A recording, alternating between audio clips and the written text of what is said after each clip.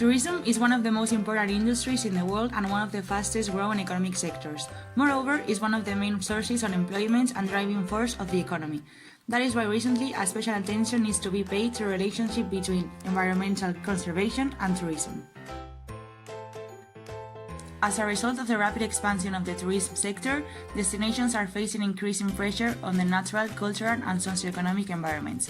It is now accepted that the uncontrolled growth of tourism, aimed at the short-term benefits, has negative consequences, as it damages the environment and societies and destroys the very basis on which tourism is built and developed.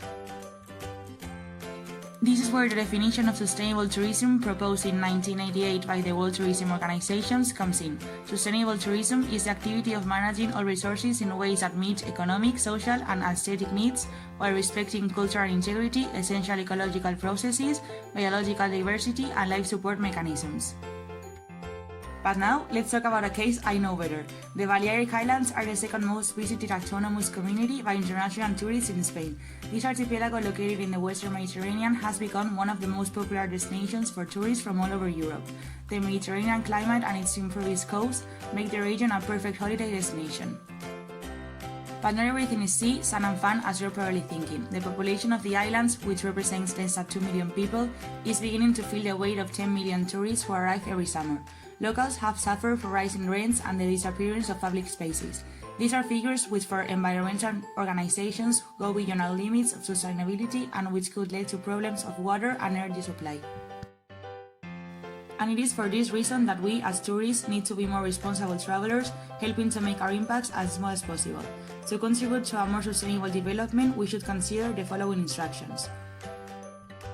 The first thing we must do as tourists is to use more sustainable means of transport to reduce our footprint as much as possible. This is known as slow travel, the use of alternative transport that is less polluting and at the same time allows for a more authentic experience of one's journey. As for specific advice, there is cycling, walking, or using the bus. Above all, we must reduce the use of airplanes, but if we cannot, the best thing is to choose direct flights with airlines that have the best environmental policies and use digital boarding cards.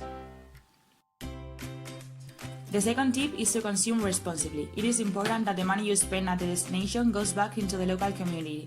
The best option is to go to a marketplace, but this can also be achieved in several ways, such as buying local products, giving priority to artisan products over industrial ones, eating seasonal products, not buying illegal imitations, not buying products made from shells, coral and other animals, using the services of a local and experienced guide.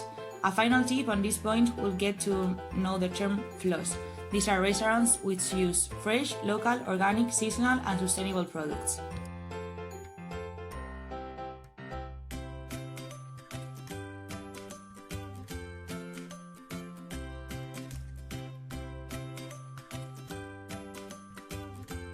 To reduce our impact on local ecosystems and culture, we can reduce the use of certain scarce resources, reuse certain materials, recycle those that we cannot reuse, manage high environmental impact waste well.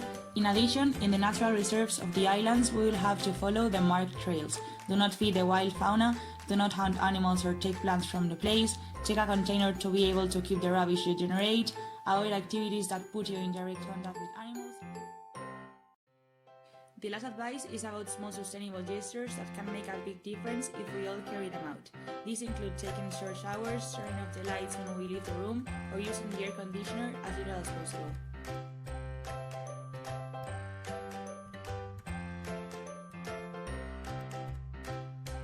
In this way, the tourists who arrive to the Balearic Islands, attracted by its exuberant nature, its turquoise water, and its white sand coves, seeking to be infected by that spirit of calm so different from the continental one, can enjoy the environment and its resources, while contributing to the preservation of its species.